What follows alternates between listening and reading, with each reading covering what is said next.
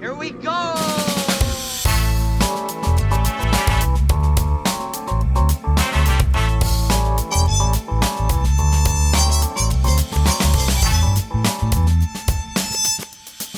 What's our seat number? Bonus. These typically begin with a cold open. Yeah. Sort of a small segment, bite-sized, which usually gets out of hand and becomes very, very long. Right. Right. And then I have to just cut the whole thing. Yeah. So we're going to do a very quick version of what have you seen, what have you seen, what have we seen. What Right. have you seen? Yeah. What have you seen? What have you seen? What have I seen? What have I seen? What have we seen? What have you seen? It's been a while, mainly because Work. work. Yeah. We work. When we work. Yes, when we work, we are cannot do this. happy, Yes. But we also are sad because Yes. we cannot do We this. cannot do this. It has been since February, and now it's June. Oh, fuck. That is our longest break I think we've ever had. Do you know, a couple of weeks ago, someone said to me that they rewatched Hook. And Did you direct them to our so I episode? did. I don't know if she watched it, if she listened to it.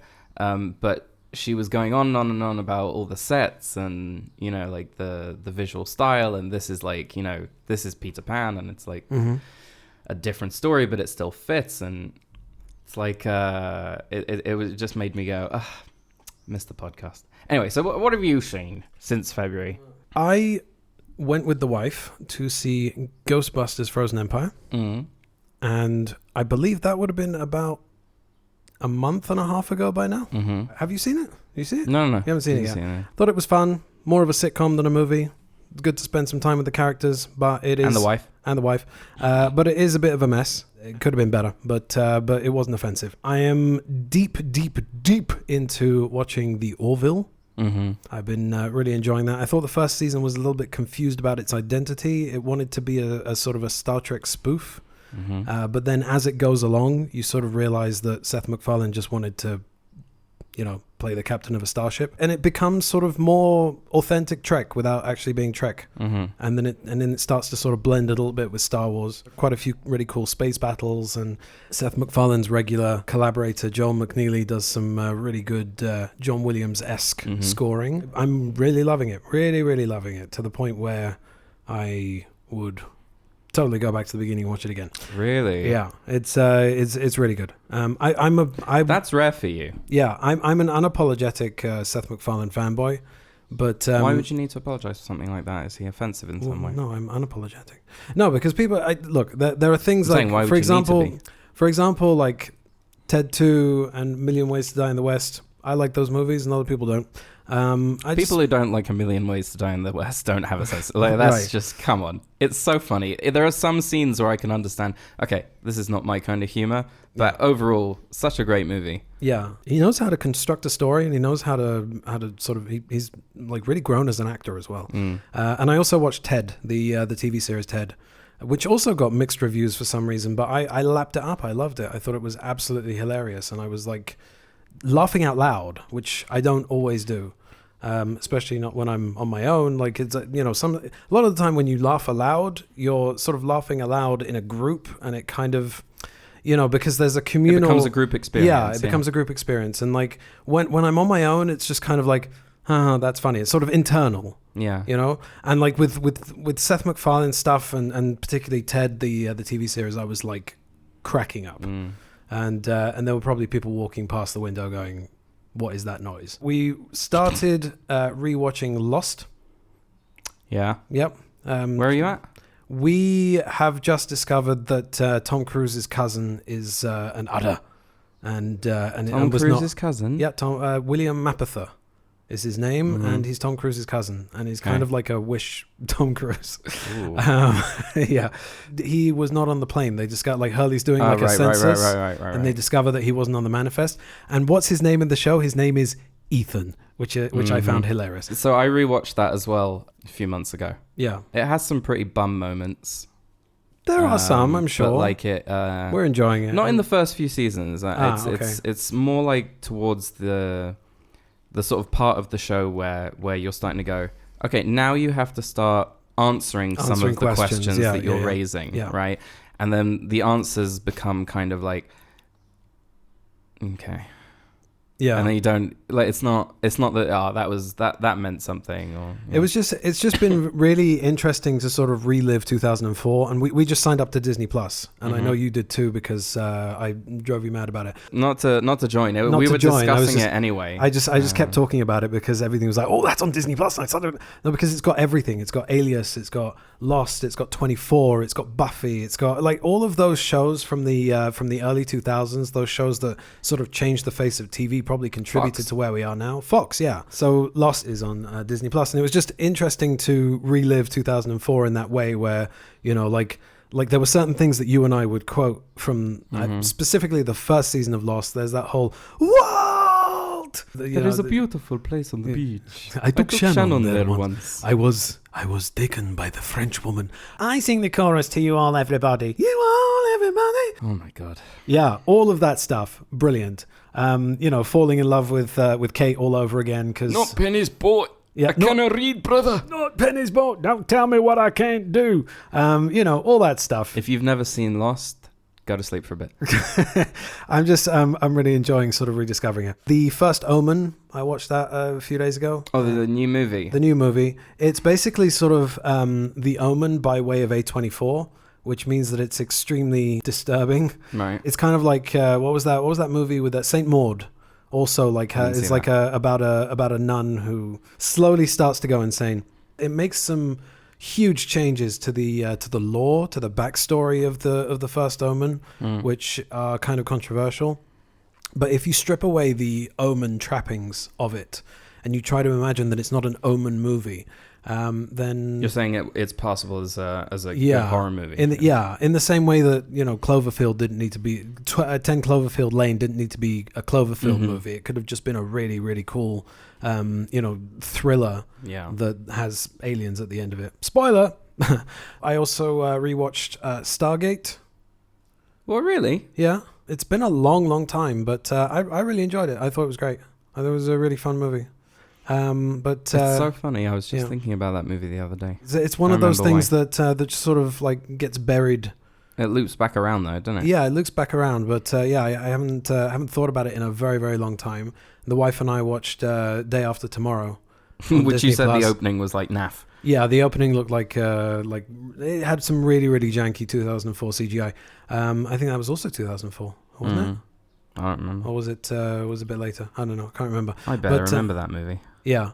But it's a fun movie, and I thought Roland Emmerich, so why don't I go back to the beginning of his filmography and take a look at Stargate? So, and there was also that whole controversy. I don't know if you know about this because you're not a physical media collector, but James Cameron released the Abyss, True Lies, and Aliens on 4K, and the resultant transfers received a lot of mixed reviews from critics and I wasn't aware of this, no. alike. Basically, he went to Park Road Post, which is Peter Jackson's post-production company, and they cleaned it up using AI technology, which sort of intelligently scans the image and takes away grain, but also adds in detail. So if you've got a shot that's out of focus, which happens, then it's going to try and sharpen it, but it's also going to like wax out the grain, like completely remove the grain, which will remove the detail underneath the grain, and then it'll try to sharpen it, it'll try to add the detail back in. So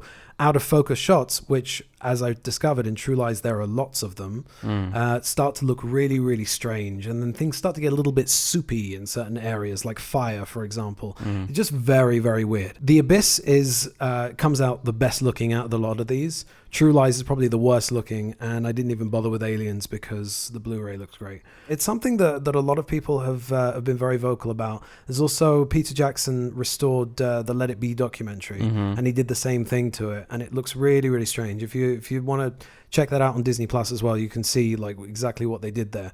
It looks very very strange. But it was shot on I think 16mm or something like that, and it's supposed to be grainy, and they've removed it all.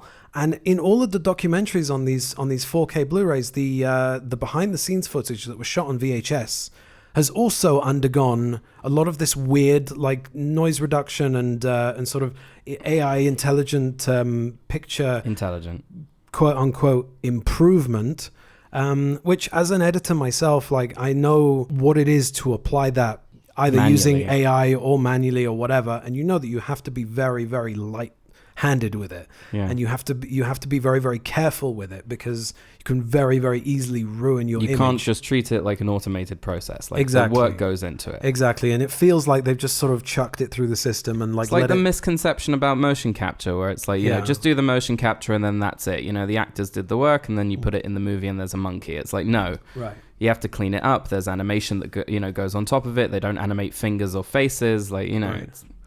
Speaking of which, by the way, I went back to the Planet of the Apes movies. Oh, I'm a bit behind you, but I'm gonna do that as well. So yeah. I watched Rise, and I'm in the middle of Dawn. Dawn. They're great. Those are great movies. Mm-hmm. Just brilliant. And the thing is that the CGI on Rise, which is probably the most primitive of the three, because they improved each time. Yeah. First of all, I can see Andy Serkis. Yeah. Through that chimp. I can see him, I can feel him. I know that he's like the performance that's driving that. But aside from some janky shots in Rise, it looks amazing still. Like it's really, really like skillfully done. Yeah. And also the storytelling and all that stuff. But like the bringing those chimps to life, especially the orangutan. Yeah. It's sort of very slow moving, and there are lots of long lingering shots on it, and it's just beautiful. Yeah. And then when you get to Dawn, like I'm really excited to get to War, because that's just obviously It's a whole nother it's the level. peak of it, It's crazy. Yeah, and I'm really excited to see Kingdom at some point. Mm-hmm. It's a really great franchise. It's another one of those that kind of falls by the wayside, I feel. So that's it. That's all I got. That's for what have you've you seen. Yes, what have you seen? What have I seen? Yes. So I watched the Fall of the House of Usher, and then I rewatched The Midnight Club. Okay. I personally really enjoyed Usher, because I thought that all of the deaths were really cleverly connected to Poe works. And once I saw the pattern, poems. once I figured out the pattern, it was like, okay. I found it difficult to get into it because I couldn't root for any of the characters. It's on purpose, it's by design, but still, I found that as well in the first like 2 episodes. But then when you flip it right in your brain and you go, I'm not rooting for these characters, I want them to suffer, and you start rooting for Carla Gugino's. Right. Carla Gugino, I think. Is it Gugino? One of them is I don't think you have to say it like that. Gugino? Gugino. But like, okay, well, the police are here and I'm being taken off to jail. You're being cancelled. I guess. Right, okay. So I thought that it was really, really fun. I really delighted in how everything was wrapped up in the final episode and the reveals. The acting was top notch. And it made me want to watch all of Mike Flanagan's horror shows again. Yeah. Another show that I watched, Lovecraft Country. Good show. I watched it twice. That was a show where I finished it and immediately went back to the beginning and watched it again. Okay. I found it to be, first of all, the CG in it is really, really good. Its connections to Lovecraft are very minimal. It was just really frightening. Probably just used it as a jumping off point, no? It's kind of like, because Lovecraft was known as a racist, right? And the sort of era is Jim Crow sort of America, right? And it follows an African American family, friends and. Oh, is that the one with the where all the neighbors are standing on the? No. That was the next thing I fell into. That was the hole I fell into after that. But I became very fascinated with that whole era and the way that they were treated, and the show mixes those two facets of horror. It's also the real people horror, and then there's like all the things surrounding it, like the. One episode is a haunted house episode. Another one is more of an Indiana Jones kind of adventure with lethal traps, and another one is more about witches. So it kind of like runs the gamut of different things and cultists, and so there is a Lovecraftian sort of theme to it.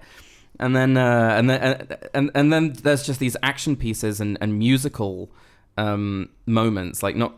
The actors singing, but the accompaniment in the background is so good, and powerful hero moments for all the characters, and I finished it, and I was like, wow, why the fuck is no one talking about this more, and why didn't it get a second season? And then I was interested in that sort of era, so I stumbled on another show called Them. Right. That is, I yeeted out of that around episode 5 because it was just, I was like, nope. Why was there yeeting? I had to yeet myself out the window. It was like, I don't know, it was too much. The horror was too much. The violence was too much. It was like, it was just a little bit above. Good. No, it wasn't that the horror was overly frightening. It was fine. It was just on that other side of like uncomfortable. Right. It was one of the apparitions that the dad in the family sees as a man who sort of looks like Papa Lazarou, right? In blackface. Is he a minstrel? Kind of, yeah. Yeah, okay. Hello, Dave. I'm sorry? Is that Dave?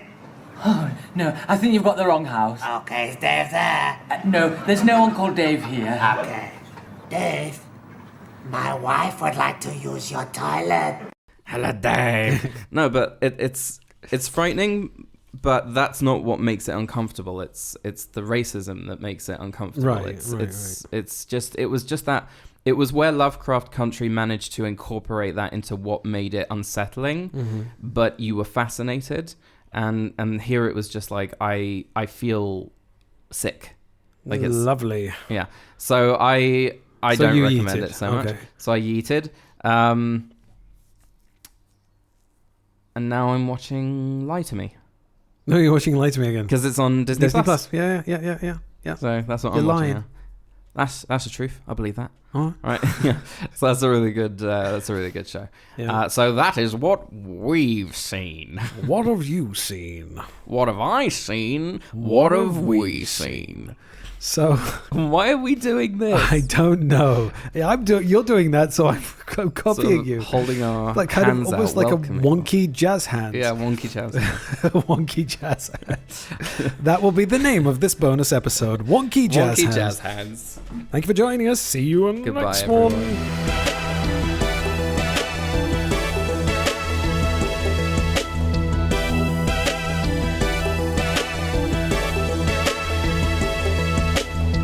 What's our seat number? Bonus.